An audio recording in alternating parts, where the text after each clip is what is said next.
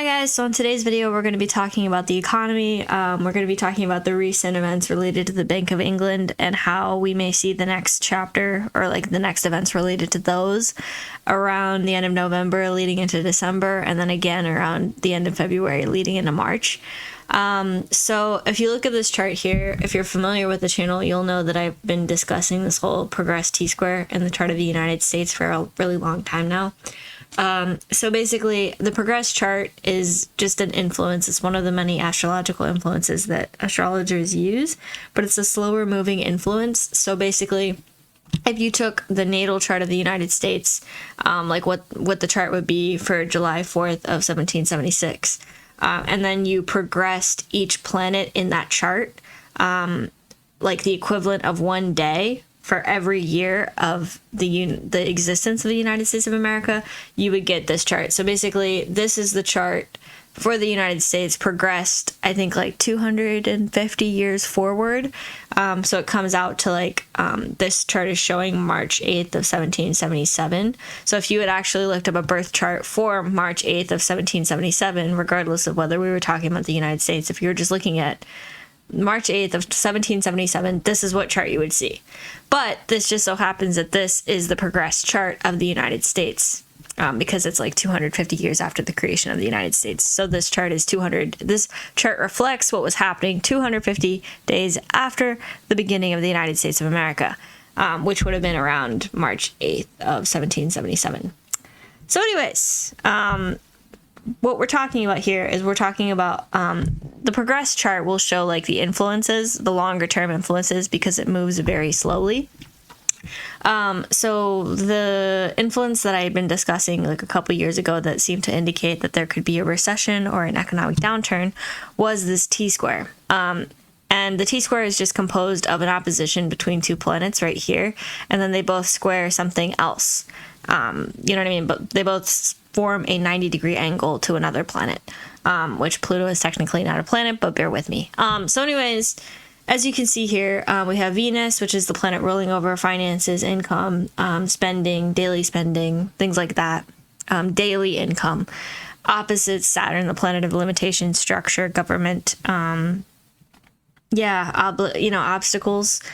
So this aspect alone kind of indicates a lot of tension and a lot of like strain related to finances.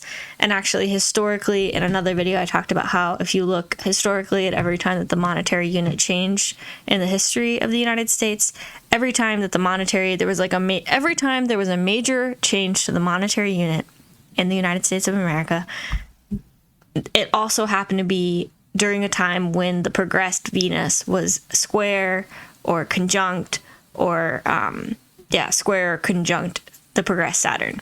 So I think this is the first time we get an opposition. I have to go back and see, but basically this aspect doesn't happen very often. It only happens like an aspect between progressed Venus and progressed Saturn only happens like every 80 years, which is why this is important. So yeah, if you want proof of that, of its relevance and how this event astrologically seems to line up with every time that the monetary unit has changed, then please go on my channel and check out my other video. But for the purposes of this video, we're just trying to cover this briefly, because it does relate to what this is about, what this video is about. So anyways, we have Venus opposite Saturn, which indicates some sort of like oppositional strain or tension, related to possibly the monetary unit, since Venus is like historically or astrologically associated with money, spending, and like the monetary unit. And then Saturn is representative of obligations. I mean, obligations, but also restraints, limitations, tangible things. So anyways, then they're both squaring Pluto, which is the planet of transformation, change. And you'll notice here that Pluto is moving out of the sign of Capricorn, which is the sign ruling over like tangible things, like earthy things that you could touch, things like gold. That would be under the purview of like Capricorn, more than Aquarius. And you can see that Pluto is moving out of the sign that's more tangible, and it's moving into Aquarius, which is a sign associated with like the internet, ideas, progress, innovation, cryptocurrency. So this is part of like the whole theory behind the astrological theory that we talked about 2 years ago, that perhaps we would end up moving towards like more of a digital dollar or cryptocurrency as the currency for the United States. But anyways, the reason that this is important for this video is that this T-square that we talked about a couple years ago and that we've been talking about for a while seemed to indicate that there could be a lot of like economic mayhem and strain and like basically a huge recession or depression or whatever you want to call it, right? That this seemed to be triggering that off. But what I did not notice when I initially looked at this was that, as you can see here, the sun is at like 1752 of Pisces, and this shows the progressions for the date of September 1st of 2022. Ignore this. But this, if you wanted to look at the progress chart of the United States for September 1st of 2022, this is it. So these are the progressed influences for that date. And as you can see here, the progressed sun, which is the most important planet to look at in arguably any chart, depending on the chart itself, but really the sun represents like the identity of whatever it is you're looking at. So it's really important to look at it in the progress chart. It's forming a sesquisquadrate to Saturn and the semi-square to Venus, and I'll show you that on the next slide. So yeah, you can see the black lines there. You can see like it's just kind of bolded. Yeah. So anyways, so you can see the sun, the identity of the country, is forming a 135-degree angle, which is a sesquisquadrate to Saturn. The sun represents the identity, Saturn represents limitations, and a sesquisquadrate is typically representative of some form of frustration. So if you're looking at it in the life of a native or of a person, they're usually going to be experiencing some form of really frustrating obstacle in their life that's preventing them from getting what they want. You know what I mean? Like preventing them from taking the action they want. Things like, for instance, you know, like let's say your car gets towed and now you can't get to work, and it's even more frustrating. You know what I mean? Because the car isn't even paid off, you know, and now you can't pay for your car because you can't get to work. Anyways, that's like a sesquisquadrate. That's the sort of energy that you have there. And here in the chart of the US, you can kind of see how like this T-square, which represents a lot of economic strife and struggle and recession type energy, is kind of being triggered into like existence by this progressed sun, because you can see that the sun is forming an aspect to both sides of this opposition, which is like what kind of helps to create the T-square in the first place. So anyways, the progressed sun is forming a 135-degree angle to Saturn, and it's forming a 45-degree angle to Venus. So we'll deal with this one first. As I said, sesquisquadrate is an aspect of frustration, and I feel like this whole deal here makes a ton of sense for right now. I mean, I could have a very limited view of the economy, but from my standpoint, it seems as though a lot of people are cutting back on their spending. It seems like the economy is kind of like constricting. I think a lot of people are concerned. I've heard about a lot of people talking about leaving the US because they can't make it anymore. There's a lot of people that can't pay their rent, you know what I mean? Even though they have good jobs because of inflation, etc., etc. So I feel like the fact that we have the sun and a stressful aspect, a frustrating aspect to Saturn, the planet of limitations and restraint and restriction and obstacles, which, you know, like stand in the way of you getting what you want or taking the action that you want. Then we also have the sun forming a similar aspect, which is a semi-square. A semi-square is also an aspect of frustration. It has like the same energy as this. You have the sun forming a stressful aspect to Venus, which is the planet of money and like daily spending. So I feel like this whole vibe here really does match the outer vibe in the outer world. And I feel like this is something like this T-square, you know, the whole T-square representing economic strife and like the recession and everything has been kind of like forming for a really long time, because you know, these progressed planets don't move very much, but I feel like everybody has been basically waiting for the economic downturn for decades. So that's why I found it interesting, because I hadn't really noticed this progressed sun before, but it does feel like it's kind of triggering this into actual existence in the outer world, because I think everybody was conscious of the economy really not being good for decades. But I feel like this, you know, only very recently have people begun to really feel it. And the fact that everybody's kind of feeling it sort of aligned with the timing of when this became exact.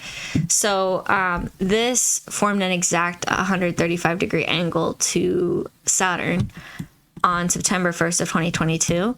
That's not the only day that it's good for. So it's, this influence is going to last after September 1st of 2022. But I do feel like around September of 2022, that's when things suddenly started taking a turn for the worse, as far as like, I think that's when prices really started to go up and people started noticing. And I feel like retail has like taken a bit of a nosedive since then. But that could just be me. I could be myopic.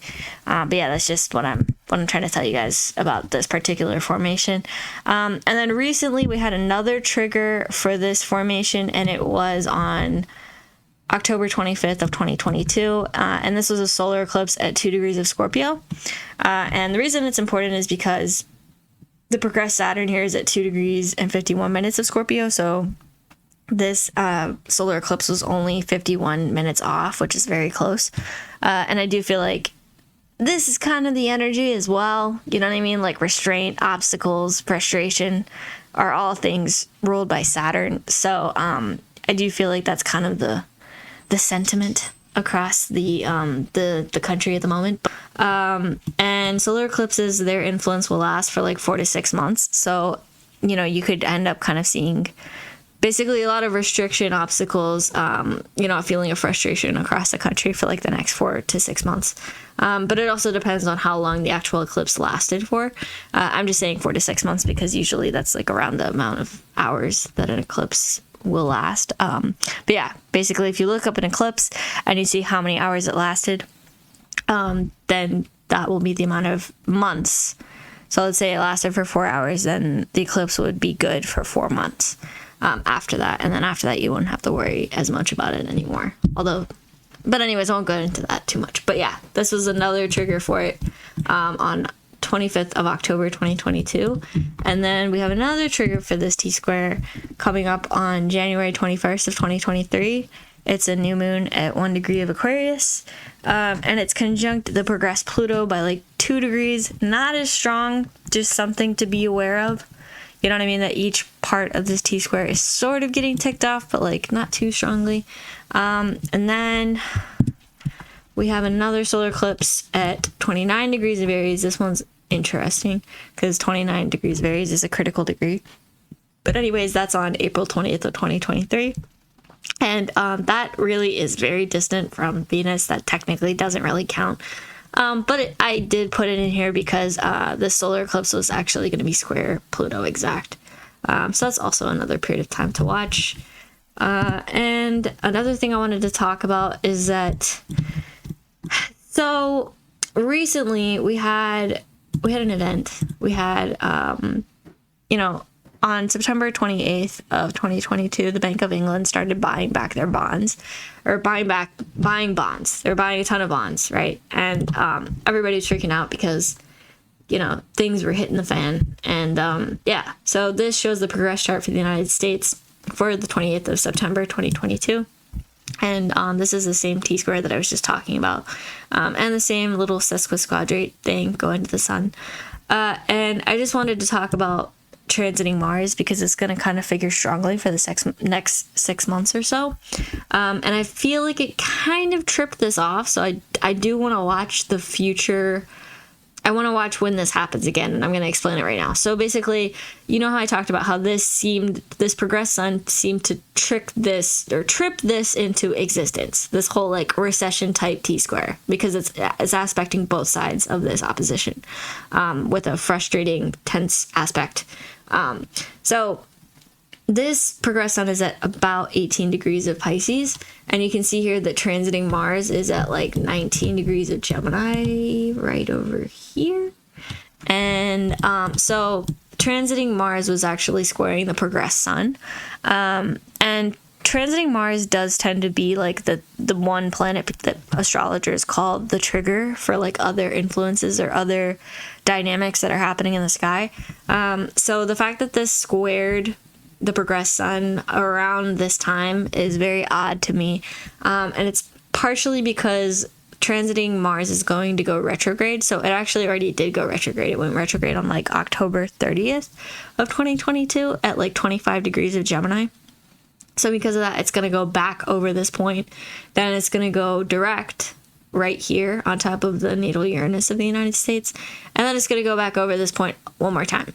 So because of that, I feel like we could potentially see more things related to like the events that happened on September 28th during the next couple of times when Mars goes back over this point where it's squaring that progressed sun, because it's kind of like tripping it into existence. Now, another thing to note is that this could have nothing to do with what happened. You know what I mean? This is just me looking back at events and trying to like figure them out, right? But I still do think that this is important because it also plays into the progressed Mars here opposing progressed Chiron. And then like those two are also like forming a semi-sextile to the sun. So like, okay. You can see here that 17 degrees seems to be important, right? So that's also forming its own formation that we don't even have like highlighted on this chart. And that's another reason why I feel like this is important, because it's like when Mars reaches this like 18 or 17, 18 degree area, it's going to be like squaring the progressed sun. It's going to be sextile progressed Chiron, and it's going to be trine progressed Mars itself. So yeah, I'm watching this area. And another thing that happened around this time was we had, you can see that progressed Neptune is right over here. And if you just ignore this for a second, you can see that we have transiting Mercury, which is this planet right here. Opposite, it's at like 25 degrees of Virgo, and it's opposite transiting Neptune, which is at like 24 degrees of Pisces. And one thing that's interesting about this is that actually at this time, Mercury was retrograde. You can kind of see the little R right there, but if you go all the way down here, I blocked it out so you can't see it. But whatever, you can, I'll just take my word for it. Transiting Mercury is retrograde there, okay? Because I think it went direct, transiting Mercury went direct at like 24 degrees of Virgo, right when it was exactly opposite transiting Neptune. So like right when we had all of the stuff that happened at this time, we had Mercury exactly opposing Neptune at like 24 degrees of both Virgo and Pisces. So yeah, that was like an eventful period of time, and you could kind of see it in the outer events in the outer world. Not to mention that they were also kind of loosely squaring this Mars. But the point is that I am going to be looking at the next time that we see this transiting Mars reach this point where it's going to be squaring the progressed sun, and then like aspecting this and then aspecting that, because it's going to be at like 17, 18 degrees. So this was the first time it was that transiting Mars reached 19 degrees of Gemini. And the second time is going to be on December 2nd of 2022. So keep that period of time in mind. I'm also going to do another video, actually right after this one, that discusses other aspects of this whole issue here. But yeah, for now, just keep it in mind that this is the period of time when we're going to get the second hit of that sun. It's December 2nd of 2022. And then the third time is going to be the 26th of February, 2023. Yeah, basically, the first time that I showed you where Mars was, it was on like September 28th. It had gone all the way up here. Then it's going to go direct. It's going to keep going until it reaches 25 degrees of Gemini. Then it's going to go retrograde. Then around December 2nd, it goes back over this point. Then it's going to go direct once it reaches over here. So then since it's direct, it's going to go back over here. And by then it'll be February 26th of 2023. So yeah, that is all I wanted to talk about. Just watch for some economic issues to perhaps pop up around those periods of times, those dates. I did want to talk about one other thing. Actually, okay, so transiting Mars is going retrograde through the sign of Gemini over the next few months or so, up until like I think the end of March. So from now until the end of March, you guys got to be careful on the roads.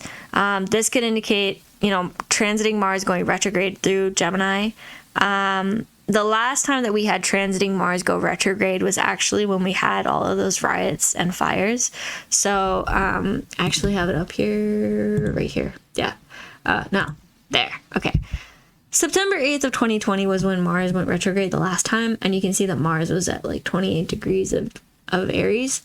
Mars rules over like fire, it rules over impulsive actions, aggression, acting hastily and not like strategically, just like taking action out of like, just the desire to destroy or whatever. That's kind of like Mars rules other things, but I mean, like, that's kind of the general energy, is that Mars wants to take action. And sometimes all of that energy ends up being very destructive.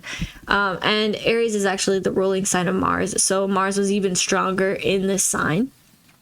And I think that's why the last time that Mars went retrograde, it was so like volatile and so destructive, is partly because it was in its ruling sign. So it was even more like powerful, had more strength there. So if you look back at the news for about September of 2020, leading into like January of 2020, you'll see that was a period of time when we had a lot of the riots in the US. That's when it really started to ramp up, when people were like setting fire to businesses, like doing everything. I mean, it was like pretty wild, for a very long period of time, dangerous on the streets and stuff. And you can see here that Mars went retrograde after this period of time.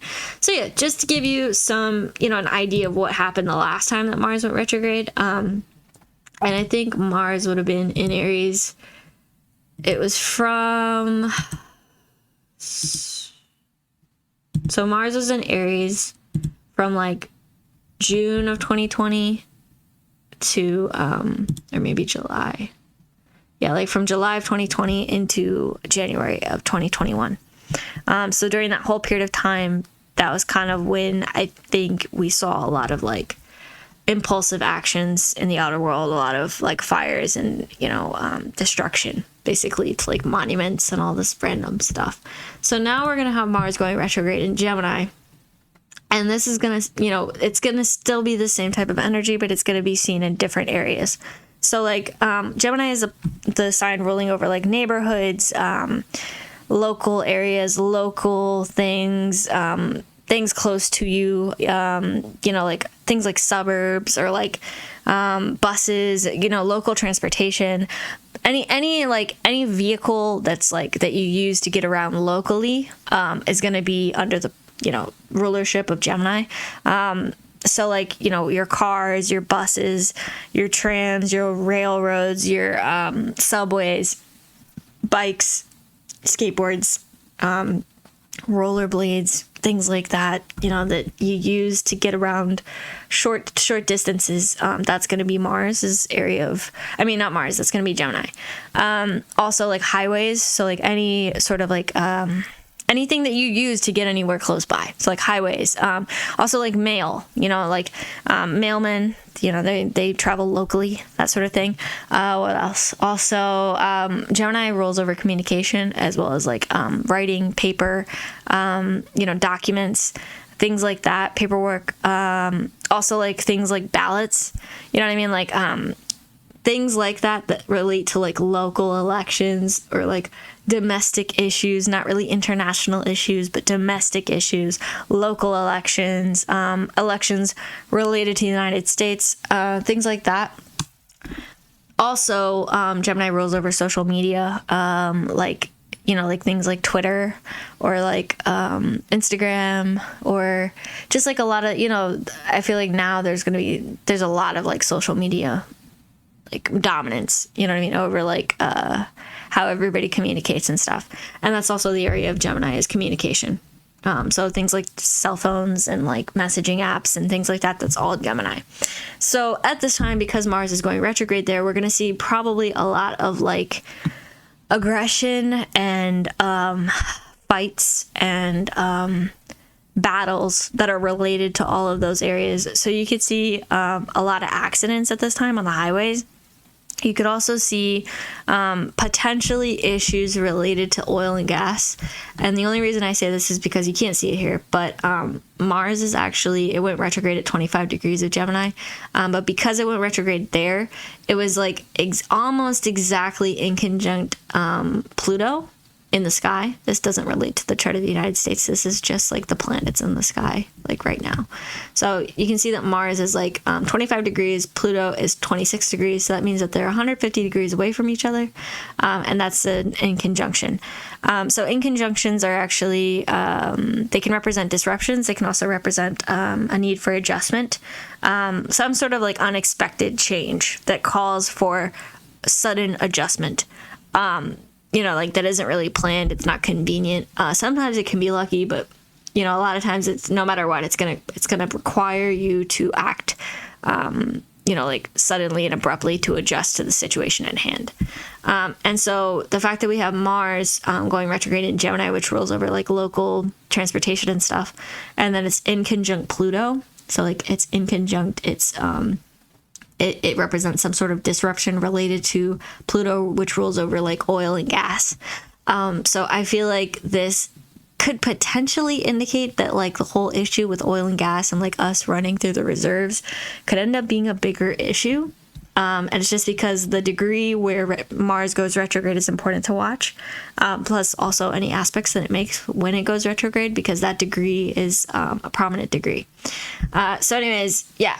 There's a possibility that we could end up having to deal with like some anger, aggression, or issues, troubles related to local distance travel, local travel, shipments, things like that. There could be issues related to like domestic shipping due to the lack of oil or gas. And when this, if this does manifest, it's possible that it could manifest around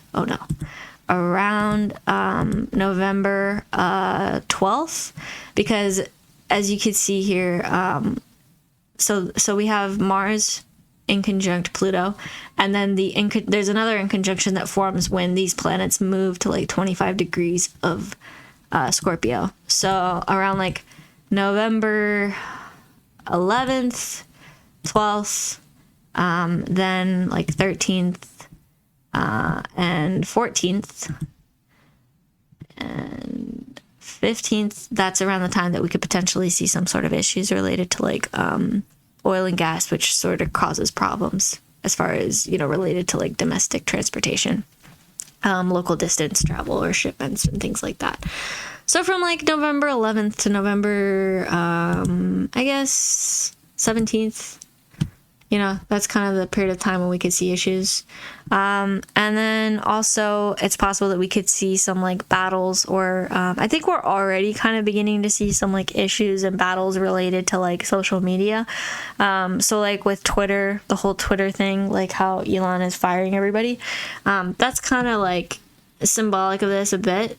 Then also like the issues with PayPal. I don't know if anybody's heard about like PayPal doesn't let you, they're going to like charge you a huge fine if they find out that you have like views that they don't like.